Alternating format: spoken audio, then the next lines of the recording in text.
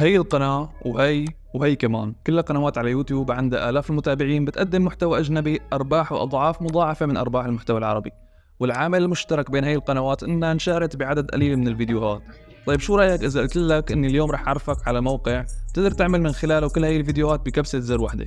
رح تحصل على فيديو كامل مع تعليق صوتي ومشاهد متحركة وترجمة تلقائية، بالإضافة للموسيقى والمؤثرات، وكل شيء بيساعد الفيديو إنه يكون فيديو فيروسي سريع الانتشار. لو حابب تعمل فيديوهاتك باللغة العربية فهذا الموقع بيدعم اللغة العربية، والمفاجأة بالموقع إنه بيدعم كل اللهجات، يعني بتقدر تعمل فيديو باللهجة المصرية أو اللهجة السعودية أو أي لهجة بدك إياها. أما المفاجأة الثانية فهي مني لكم، واعتبروها مجرد شكر بسيط على دعمكم المستمر، ولكن هي مفاجأة رح خليها لآخر الفيديو لأنه كل شيء بوقته حلو. وهلا صديقي رح نبلش بصنع بعض الفيديوهات ورح نجرب الأداة الجديدة بكل الستايلات وكل اللغات الموجودة فيها. إذا مستعد لاكتشاف هي الأداة اعمل لايك للفيديو ويلا نبلش. وهذا هو الموقع، موقع كليب شورت. كل هي الأنواع من الفيديو هي مجرد بداية للأشياء العظيمة اللي بيعملها الموقع. بالأسفل عنا بعض الخطوات كأمثلة مساعدة لتقدر تنشئ أول فيديو لإلك. خلينا نطلع للأعلى ونضغط على Get Started. بكل بساطة رح تكتب المطالبة بهذا المكان وتختار اللغة والضغط على Generate Script رح يولد لك سكريبت الفيديو. خلينا نجرب. رح أكتب مطالبة، رح خليها باللغة الإنجليزية. رح أكتب أهوال يوم القيامة. طبعا هي السكريبت صار جاهز.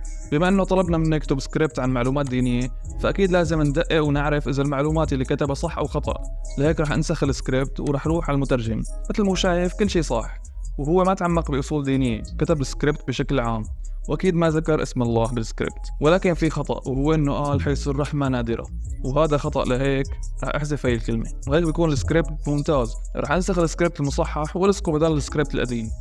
بالأسفل عندنا خيارات الصوت والموسيقى والستايلات. خلينا نختار الصوت من هذا المكان. Hello, this is a test audio for you to hear my voice. Hello, this is a test audio for you to hear my voice. This is a test. Hello, this is a test audio for you to hear my هذا voice. الصوت بعتقد يكون مناسب، ومن هون رح نختار الموسيقى. بما انه عم نحكي على شيء مرعب مثل يوم القيامة فأكيد رح اختار موسيقى مرعبة مثل هي، بعتقد مناسبة. والستايل عندنا كتير ستايلات، ولكن لقيت ستايل هورو، وهذا بدل على الرعب. ما بعرف شو رح يكون بالضبط بس خلينا نجرب. واخيرا سبتايتل ستايل. في عنا هي الستايلات، رح اختار هذا الستايل. واخيرا بعد ما تاكدنا انه كل شيء تمام رح اضغط على جنريت. وهي الفيديو صار جاهز. Have you ever thought about what the Day of Judgment really means? رح نزل الفيديو من زر التحميل بهذا المكان.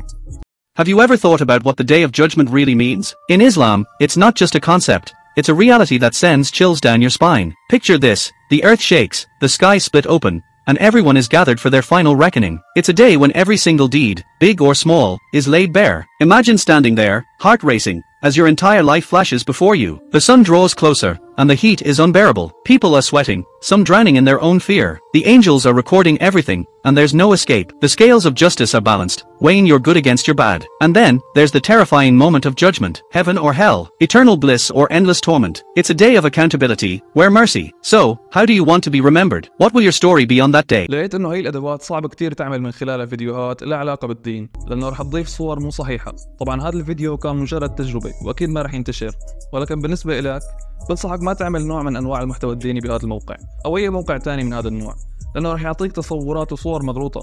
طبعا انا بتكلم عن الدين الاسلامي مع احترامي لكل الاديان طبعا. خلينا نعيد التجربة بنوع تاني، وهالمرة رح يكون الفيديو باللغة العربية، وهالمرة رح اكتب السكريبت بدون ما استعين بالموقع. رح استعين بموقع شات جي بي تي. رح اطلب منه قصة عن المدينة المفقودة، اعطاني معلومات كثيرة عن المدينة. رجعت طلبت منه ملخص بأقل من 1000 حرف. نسخت النص وضفته بهذا المكان، بس حسيت انه السكريبت صغير، لهيك رجعت وقلت له بدي يكون 1000 حرف تماما.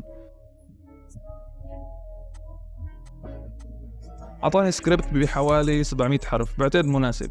رح انزل للاسفل ورح اختار الصوت. مثل ما قلت لك ببداية الفيديو في عنا اصوات كتير واكثر من لهجة، مثل الامارات او مصر او الاردن وكل دول الوطن العربي. مرحبا، هذا تسجيل صوتي تجريبي لتستمع إلى صوتي. مرحبا، هذا تسجيل صوتي تجريبي لتستمع إلى صوتي. مرحبا، هذا تسجيل صوتي تجريبي لتستمع إلى صوتي. وانا بصراحة بعشق اللهجة المصرية، لهيك اخترت هذا الصوت. وهلا رح اختار الموسيقى، بعتقد هي الموسيقى مناسبة، والستايل رح اختار ستايل سينمائي.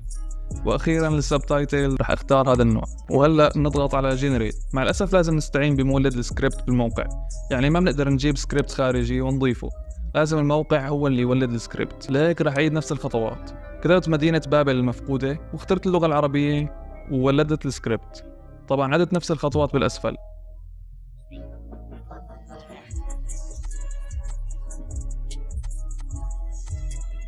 وهي جنريت. وهيك الفيديو صار جاهز. رح حمله بالضغط على داونلود فيديو ويلا نشوف. هل سمعت عن مدينة بابل المفقودة؟ تخيلوا، واحدة من أعظم المدن في التاريخ اختفت وكأنها لم تكن. بابل، عاصمة الإمبراطورية البابلية، كانت مليئة بالمعالم الرائعة مثل حدائق بابل المعلقة التي كانت تعتبر واحدة من عجائب العالم السبع. لكن مع مرور الزمن بدأت المدينة تتلاشى. الآثاريون حاولوا يكتشفوا أسرارها، لكن بابل كانت ذكية، اختبأت تحت الرمال. في القرن التاسع عشر بدأوا يكتشفوا بعض الآثار، لكن لا يزال هناك الكثير من الأسرار المفقودة. تخيلوا لو نقدر نرجع ونشوف كيف كانت الحياة هناك. هل كانت فعلا مثل ما وصفوها؟ بابل ليست مجرد مدينة، هي رمز للغموض والتاريخ. إذا كنت تحب التاريخ يجب أن تعرف أكثر عن بابل. هل تعتقد أنها ستظهر مرة ثانية؟ شاركونا آراءكم. هذا الموقع في ستايل أول مرة بشوفه بهيك مواقع بصراحة، وهو ستايل الخيال العلمي. خلينا نجرب مطالبة مثلا الحياة على كوكب المريخ. رح خلي اللغة عربية، ورح نختار صوت مثلا هذا الصوت. مرحبا، هذا تسجيل صوتي تجري. وهي الموسيقى. وأكيد بنحدد الستايل خيال علمي. اختار أي ستايل للترجمة، وأخيرا رح نضغط على جنريت. وهي النتيجة. هل تخيلت يوما العيش على كوكب المريخ؟ تخيل أنك تستيقظ في صباح أحمر وتخرج من خيمتك لتجد سماء مليئة بالنجوم. الحياة على المريخ ليست كما نعرفها هنا على الأرض. أولا، الجو هناك رقيق جدا، يعني أنك تحتاج إلى بدلة فضائية عشان تتنفس. وثانيا، درجات الحرارة تتراوح بين سالب 125 و20 درجة مئوية، يعني لازم تكون مستعد لكل شيء. لكن تخيل زراعة النباتات في بيئة جديدة. العلماء يشتغلون على تطوير تقنيات زراعة خاصة، وفيه خطط لبناء مستعمرات حيث نعيش في بيوت تحت الأرض لحمايتنا من الإشعاعات. المريخ مليء بالمغامرات، من الكثبان الرملية إلى الجبال العملاقة. هل أنت مستعد لتكون رائد فضاء؟ الحياة على المريخ ممكنة، بس تحتاج شجاعة وإبداع. أصدقائي، هذا الموقع ممتاز جدا لأنه الفيديو الواحد رح يقعد معك أقل من دقيقتين. يعني أنت قادر تعمل قناة ب30 فيديو بأقل من ساعة حرفيا.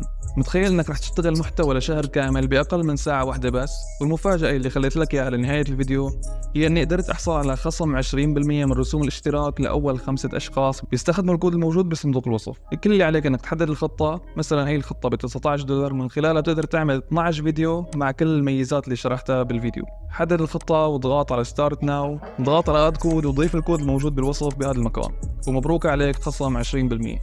صديقي، لو وصلت لهون ما تنسى اللايك على الفيديو، والى اللقاء بالفيديو القادم.